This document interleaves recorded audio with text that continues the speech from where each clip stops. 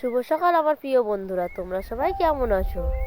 আশা করছি তোমরা সকলে ভালো আছো এবং সুস্থ আছো। আমার এই যে দেখো, তোমাদের ভালোবাসা নিয়ে আমিও ভালো আছি। বীরভূম জেলার ছোট্ট গ্রাম থেকে আমি পিঙ্কি। আমার ব্লগ চ্যানেলে তোমাদেরকে অনেক অনেক অনেক স্বাগত। আর বড়দেরকে জানাই আমার ছোট্ট প্রণাম, ছোটদেরকে জানাই আমার বুক ভরা ভালোবাসা। আর এই যে দেখছো, আমি সকাল সকাল আমার কাজটা আরম্ভ করে দিয়েছি।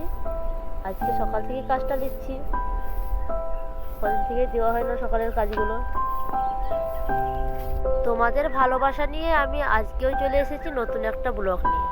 তো দেখো, সকাল সকাল আরম্ভ করে দিয়েছি উঠোনটাকে ঝাড়ু দেওয়ান। এই যে দেখছো, উঠোনটাকে ভালোভাবে ঝাড়ু দিয়ে নেব। তারপরে তো সমস্ত কাজ পড়েই আছে জানো। আর কি বলতো, এই যে দেখছো উঠোনটাতে আমাদের অনেক নোংরা হয়ে আছে, তাই দেখলাম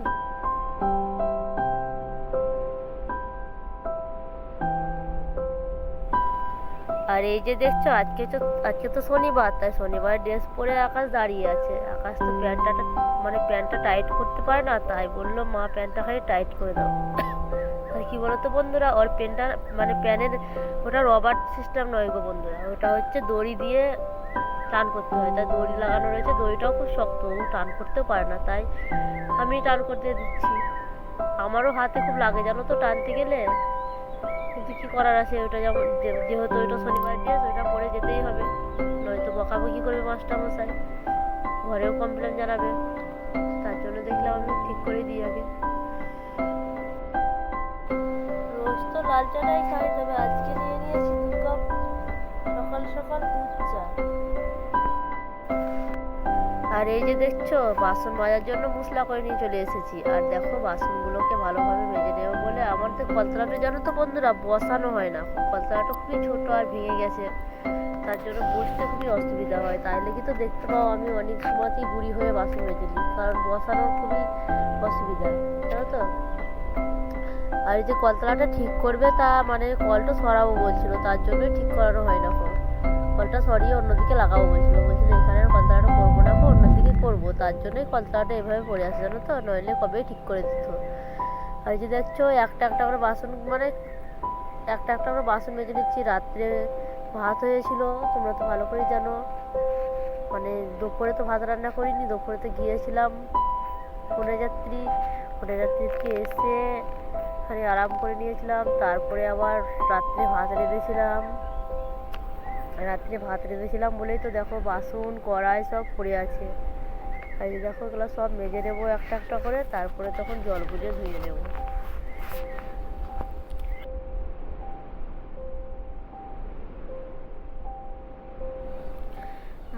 বাসন মাজানোটা আমার প্রায় শেষের দিকে। এই যে বাসন মাজাটা কমপ্লিট করে নেওয়ার পরে দেখো, আমি বাসনগুলোকে জল বুলিয়ে নেব।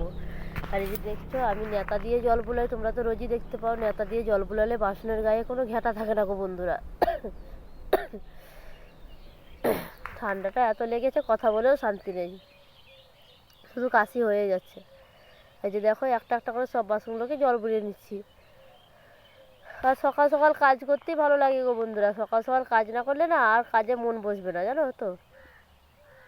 আর এইগুলো সবকে ধুয়ে নেব, তারপরে আমি আবার পরের কাজে এগিয়ে যেতে পারবো। আর কি বলো তো বন্ধুরা, মুড়ি খাবারটা করে নিতে হবে তাড়াতাড়ি, কারণ তোমাদের দাদা ভাই গেছে আলু তুলে চলে আসবে, দিয়ে মুড়ি খাবার লেগে তখন চেঁচাবে। তার জন্য আগে মুড়ি খাবারটাই করে নিতে হবে, জানো তো। আর মাঠে কাজ করছে, তখন তো খিদে লাগবেই বলো। তারপরে দেখো, আমি চলে এসেছি আমার বিছানাটা গুটানোর জন্য। আর কি বলতো বন্ধুরা, বিছানাটা গুটিয়ে নেব। একটু বেলা পর্যন্ত প্রকাশ ঘুমিয়ে থাকে একাদিন, তার জন্যই গুটানো হয় না তাড়াতাড়ি। তো আজকে তো উঠেই গেছে, তা আমি ভাবলাম বিছানাটাকে গুটিয়ে নিই। আর তোমরা তো ভালো করেই জানো, আমরা যে এখনো যাইনি গো বন্ধুরা, খুব ঠান্ডা লাগে জানো তো। আমরা এই বাইরেটাতে শুই তো, তাই খুবই ঠান্ডা লাগে। তাই দেখো, আমরা জোরাজন ক্যাথা নিয়ে এলি। আর এই যে দেখো, এগুলোকে সবকে রোদে দিয়ে দেবো। আর যে চান করে সরাসরি চলে এসেছি তোমাদেরকে রান্না দেখানোর জন্য। আজকে কি রান্না হচ্ছে জানো তো বন্ধুরা, তোমরা থাম্বনেল দেখে নিশ্চয়ই বুঝতেই পেরেছো আজকে কি রান্না হচ্ছে। আমাদের একটা হাঁস, কাটার পরে বুঝতে পারলাম হাঁসটার কি হয়েছে জানো তো। হাঁসটার পেটের মধ্যে ডিম ভেঙে গেছিলো। দিয়ে হাঁসটা না খুব মানে যাচ্ছিল না, কোথাও খাচ্ছিল না, তার জন্য আমি দেখলাম মনে হয় অসুখ এসে গেলি কে জানে। তারপর দেখলাম কেটে দিই, তারপরে কেটে দিয়ে এই যে দেখো রান্নাতে চলে এসেছি, রান্না করতে আরম্ভ করে দিয়েছি। বেশি তো বেশিতেই হয়নি গো বন্ধুরা, অল্পই, দেখো দেখেই বুঝতে পারছো অল্পটুকুই। আর এই যে দেখো মানে হাঁসটা কেটে দেওয়ার পরে খুব মনটা খারাপ হচ্ছিল জানো তো, কারণ হাঁসটা রোজ ডিম পাড়ত। দিয়ে এবার কী বা করার আছে বলো, মরে যাওয়া চাইতে জিয়ান্ত কেটে খাওয়ার তো অনেক ভালো বলো। আর এই যে বারে বারে কষে নেওয়ার পরে জল দিয়ে দিয়েছি, জল দিয়ে ভালোভাবে ফুটিয়ে নিচ্ছি। তারপরে দেখো সরাসরি চলে এসেছি ভাতের কাছে, ভাত খাওয়ানোর সময়। এই যে দেখো এই যে ভাত নিয়ে নিয়েছি, আর এই দেখো ভাতটা খেয়ে একটু আরাম করে দেখলাম জামা কাপড়গুলোকে তুলে নিই। তারপরে দেখো যে জামা কাপড়গুলো কেচে দিয়েছিলাম ওগুলোকে একে একে তুলে নিচ্ছি।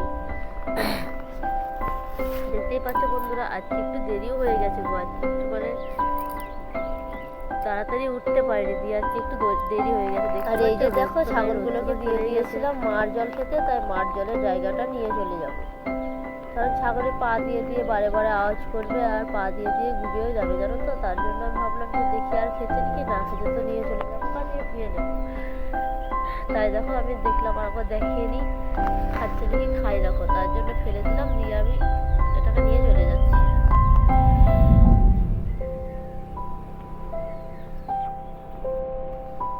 তোমাদেরকে আজকে আমি আমার একটা দুঃখের কথা শেয়ার করছি, কি জানো তো বন্ধুরা, আমাদের পাড়াতে না সবারই ঘর ঢুকেছে জানো তো, কিন্তু আমাদেরই একটা ইন্দিরা গ্যাসের ঘর ঢুকেনি। আর আমাদের না বর্ষার সময় খুব কষ্ট হয় জানো তো, দেখতে পাচ্ছ চালের ঘর, আর এই চালে না জল বেশি আটকায় না গো বন্ধুরা, যত জল মানে ভিতর দিয়ে জল একদম ঝর্ণা পোকার মতো পড়েই যায় জানো তো।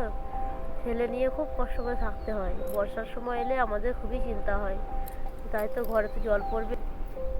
আমি আমার আজকের ব্লগটি এখানে শেষ করছি, আর তোমাদেরকে সবাইকে জানিয়ে দিচ্ছি শুভ সন্ধ্যা। তোমরা সুস্থ থেকো, ভালো থেকো। আমার ভিডিওটি কেমন লাগছে কমেন্ট করে বলো।